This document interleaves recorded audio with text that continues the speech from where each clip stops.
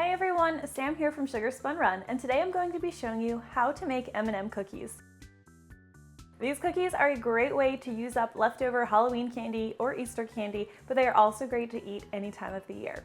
Today I want to show you how to make them, and these are very easy. They're made with melted butter, so there is no stand mixer required. You can mix everything together by hand.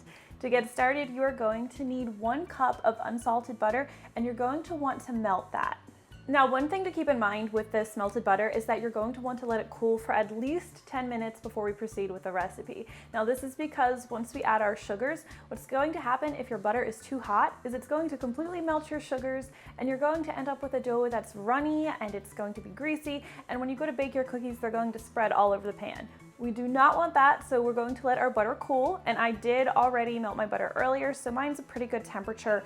A good way to tell is if you touch the bottom of the bowl, it shouldn't be hot or even really warm to the touch. It should be about room temperature. So the first thing that we're going to add is 1 1/4 cup of tightly packed light brown sugar. You could use dark brown sugar if you prefer, and we will also add 1/2 cup of granulated sugar. Now we'll stir everything together until the butter and sugars are really well combined. With those stirred together, now we're going to add 1 large egg and 1 large egg yolk. I like my cookies to be really nice and soft and chewy, so I will often add an extra egg yolk to the batter. It really makes a difference. I highly recommend it. Don't skip it with these cookies. We'll add 1.5 teaspoons of vanilla extract and stir that together. All right, we can set this aside now and we will prepare our dry ingredients. You're going to need 2 3/4 cup of all-purpose flour for these M&M cookies, and we are going to add 1 tablespoon of cornstarch. Like the extra egg yolk that we added earlier, the cornstarch is also going to help make these cookies nice and soft and chewy, so don't leave it out. You want to include that tablespoon of cornstarch in with your dry ingredients. Next, we will add 3/4 teaspoon of baking soda, 3/4 teaspoon of salt, and just a 1/2 teaspoon of baking powder. I'm just going to use a spoon to stir these together until the dry ingredients are well combined. Now that I've gotten all of our dry ingredients nicely incorporated, I'm going to bring back the wet ingredients, and we're going to gradually add our flour mixture to the wet ingredients, and I'll stir everything together until this is all well combined. And I like to add my flour mixture in about 3 or 4 parts. You just don't want to add everything all at once or the batter gets really stiff and difficult to stir and you get flour everywhere. Now that our dough is nicely mixed, I'm going to switch over to my spatula so that I can scrape the sides of the bowl and make sure I get all of that flour. Now that we have our cookie dough nicely combined, we can add our M&Ms. This M&M cookie recipe calls for 1 1/2 cups of M&Ms, but what I'm going to do is I'm going to take a handful of them. I'll set these aside in a separate bowl, and I'm going to use those after we finish baking them just to press them to the top of the cookies. I'll show you, you can skip this part if you want, but I think it just makes them look really nice. We'll add this to our cookie dough, and I'll use my spatula to just fold the M&Ms into the cookie batter.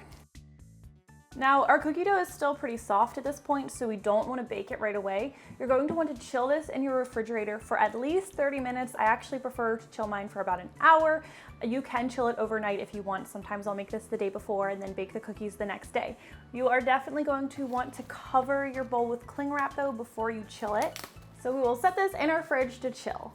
About 10 or 15 minutes before your dough is finished chilling, you'll want to preheat your oven to 350 degrees Fahrenheit. Now that my dough has finished chilling, I'm going to scoop it, and I've prepared a cookie sheet by lining it with parchment paper. You can bake these cookies on an ungreased cookie sheet, that's fine too, but I like to use parchment paper because I feel like it helps keep my cookies nice and soft as they bake, and it makes cleanup a lot easier. So I'm going to be using a 1 1/2 tablespoon cookie scoop for this recipe, and I always portion these cookies with a heaping scoop of dough. Now, if you do chill your cookie dough for longer than about an hour, you'll find that it gets pretty firm and stiff and difficult to scoop. So if it's like this after you've chilled it, you can just let it sit out at room temperature for about 15 or 20 minutes and it should be easy to scoop again. Now, like I said, I scoop my dough by a heaping scoop, and what I like to do, this is optional, you can just drop your cookie directly on the cookie sheet, but I like to just gently roll mine so that it's a ball. This is going to help make the cookies bake up nice and round rather than funny looking, so it's totally optional. You're just gonna eat them anyway, but I like mine to look pretty, so I just roll mine gently along the sides. Now I'll space my cookies at least 2 inches apart, and we will bake these in our 350-degree Fahrenheit oven for about 10 to 12 minutes or until the edges are just beginning to turn a light golden brown. Once our cookies are finished baking, now we're going to grab those M&Ms that we reserved from earlier, and we're going to just gently nestle them into the tops of each cookie. As I mentioned earlier, this step is totally optional. I just like to add the M&Ms because I think it looks nice and pretty and it makes the cookies look cute. But if you do decide you're going to add the M&Ms like this, you're going to want to add them within 1 minute to 2 minutes of the cookies coming out of the oven. Otherwise, they will get too firm and you won't be able to add the M&Ms. Okay, these are still pretty warm. They haven't been out of the oven very long, but that is how I make my favorite M&M cookies.